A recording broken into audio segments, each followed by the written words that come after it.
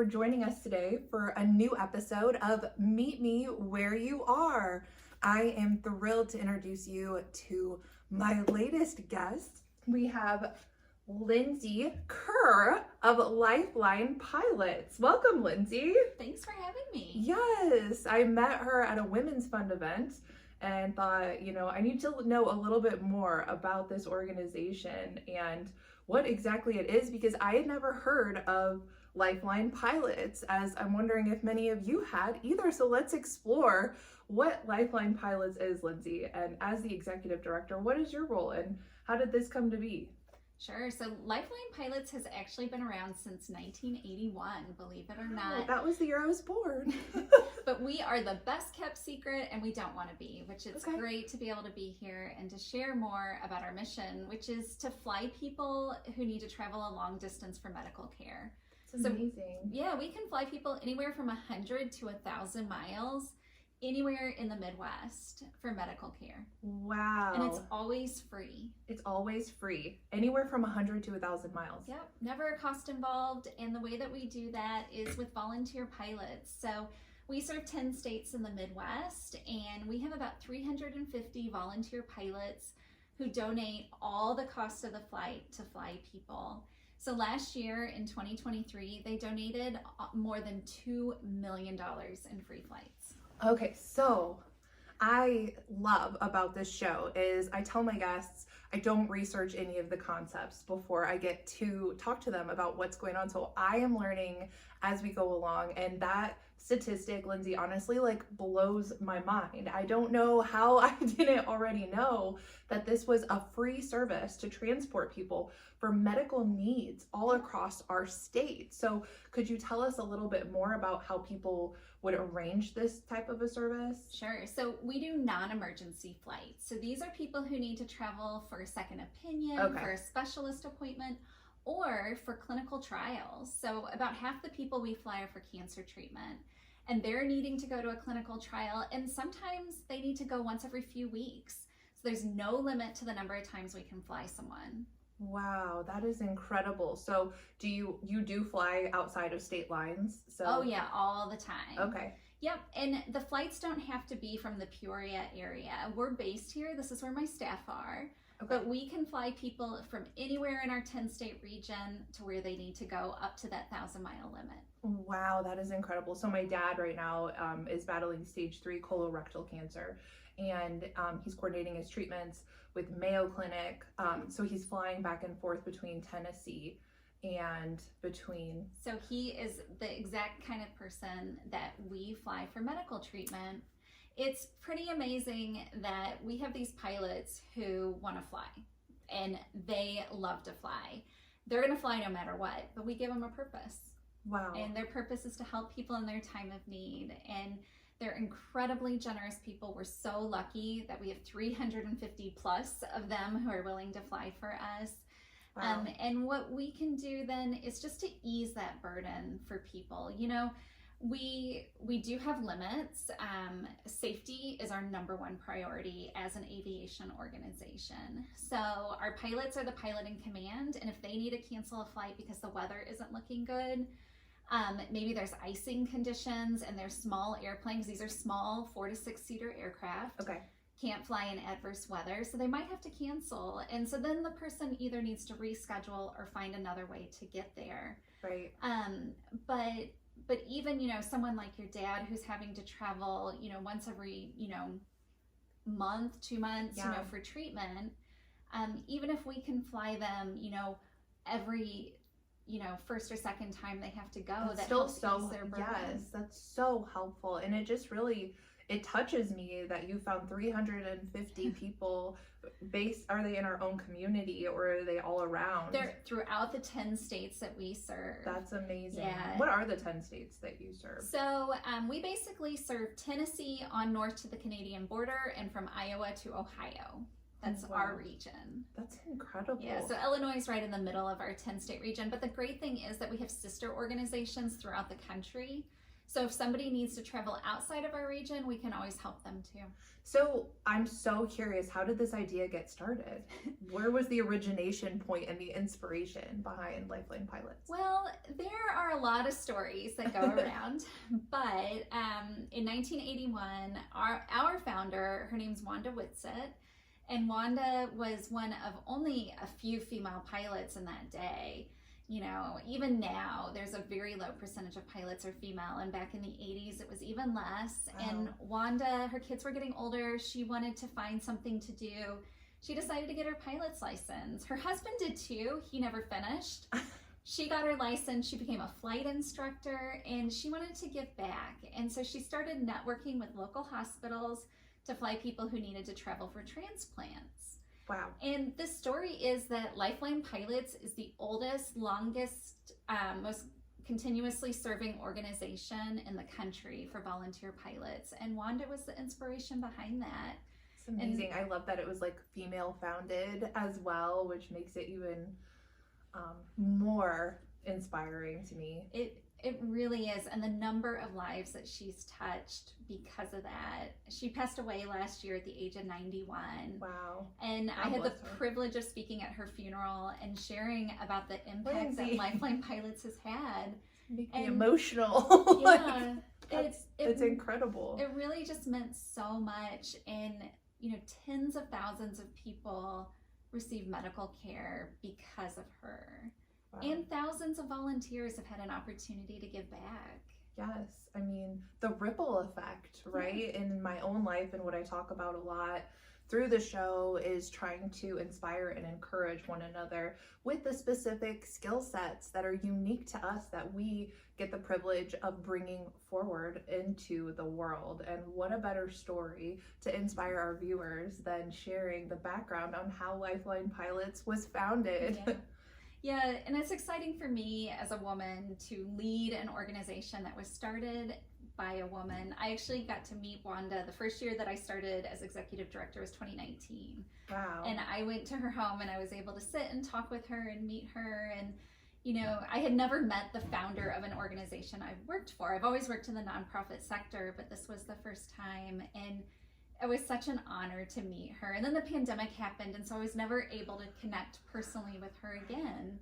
And so it just means a lot to me. So that moment is forever etched in time as the special time you got to meet her. And I'm sure you carry her with you in your heart as you lead this organization. And speaking of organizations, you're actually very involved in our community too. Lindsey, can you tell me a little bit more about the different organizations that you're in? And would you recommend our viewers to get involved as well? Well, I would recommend viewers get involved in anything that's happening in our community here in Peoria or whatever community you live in, because the more you get involved, just the more great things that you can accomplish and make where you live a better place. So for many years since I've lived in Peoria, I've been involved in Women in Leadership, which is a fantastic networking organization, provides professional development for women. And I can't speak highly enough of the connections that I have made and what a positive experience it has been. It's amazing. I started out, you know, just attending the meetings, and then I got involved with the conference that they do every year in September, and eventually I was president of the organization, and now I just attend the luncheons, and it's really nice to network with other women. And from that, I've also gotten involved with the Women's Fund, which is part of the Community Foundation of Central Illinois. I love this. And the Women's Fund is an amazing organization that funds programs for women and girls in our community through an endowed fund. So we raise money in order to fund the endowment, which now has over $1 million in it. And we've given away more than $500,000 in grants.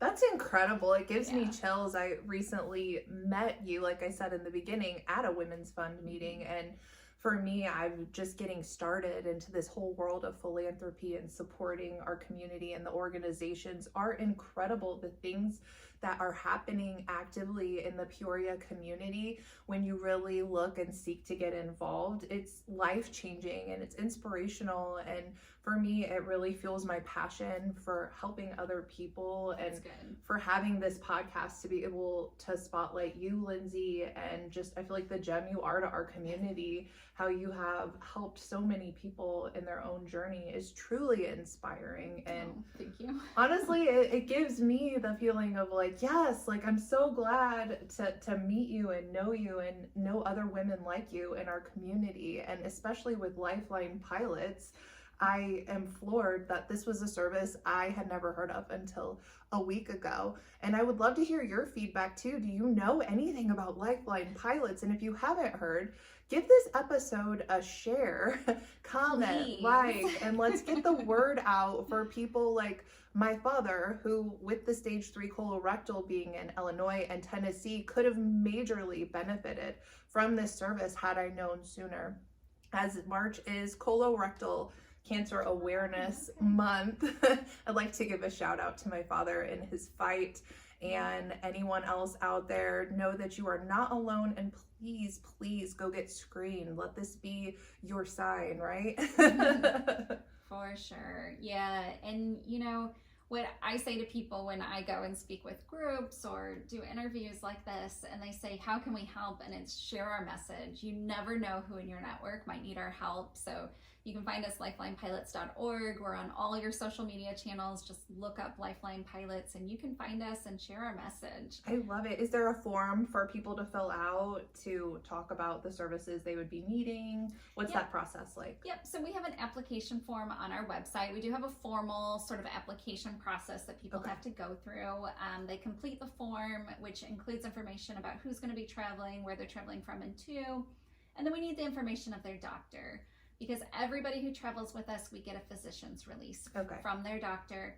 And this tells us, one, it confirms the need because, this is a free service. And occasionally we have people contact us who might just want a free flight. Yes, please do not look them up just to take a vacation, okay? No. Like, that's not this kind of flight. We will do our research. Right, good for you. My staff have gotten very good at that. So we talk to the doctor, we confirm the need, and then we make sure that it's okay for them to fly in a small unpressurized aircraft. That's great. So once we get that physician's release back, then we start to coordinate the flight.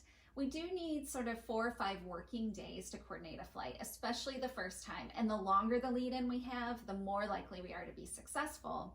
Because we're also dealing with volunteers. I'm not calling up Pilot Bill and saying, Bill, you're scheduled for a flight on Thursday. I'm calling up Bill and saying, Bill, I have this great opportunity for you to take a flight on Thursday. You're inviting him to come and help out, which I love too. Yeah. And my mission coordinators are really great at, talking to our pilots and engaging them and encouraging them to take the flights. That's incredible. Yeah, so we've had a lot of growth over the last 5 years. When I first started, we were doing about 200 flights a year, and in 2023, we did 850. Wow, that is a tremendous leap and something for you to be so proud of being involved in. We're so proud of the work that we do. My mission coordinators work so hard to fill every single flight. But we have a goal by 2027 to do 1,500 flights a year. And sometimes people say to me, oh, well, you just want people to be more sick than they are now, but that's not the case. It's that people are sick, they're needing to travel for medical care, and we just want people to know that we're here to reach out to us. I love that. What I hear when you say that, the sentiment I feel is a compassionate one, an empathetic feeling of, we just want more people to understand who LifeLine Pilots are, the services they provide, and how they can assist and help, those in our community who really cannot afford to get from point A to point B otherwise, or are medically unable, or for whatever reason they may have. That's exactly it. You, I believe, are providing an essential service to fill the gap in our community in so many ways. So I can't say enough. If you love this episode and you're just learning about it, make sure someone like me who has a parent going through cancer can know about this service sooner. Yeah, definitely. And If you're unsure if our service is a good fit for you, reach out to us. Go to lifelinepilots.org. You can send us a message through our website, or our 800 number is on there, and you can just give it a call. And the mission coordinators who answer the phone will listen, and they will answer any questions that you have, and they'll let you know for a good fit if it's a case that we could help with.